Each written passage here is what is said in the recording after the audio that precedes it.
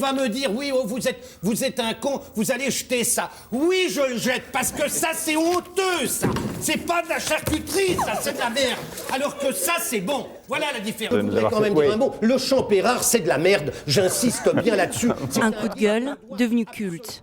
L'amoureux de la cuisine française, crâne chauve, épaisse lunettes rondes, est repéré dans son restaurant par ses clients de Canal+. Je lui ai fait faire des essais et il a démarré à Canal le 4 novembre 84 au matin avec moi. Il n'avait jamais fait de télé. Il faisait un métier particulier qui s'appelle Jean-Pierre Coff. Il a créé quelque chose. Un personnage truculent, omniprésent à la radio et à la télévision. Si vous bouffez pas de la salade en sachet, Sociétaire des grosses têtes sur RTL et fervent défenseur de la bonne bouffe. Il a été celui des charcutiers et tout, enfin des artisans.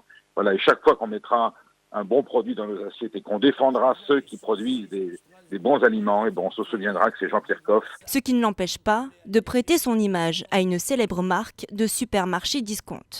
Il était convaincu que l'on pouvait bien manger pour pas cher.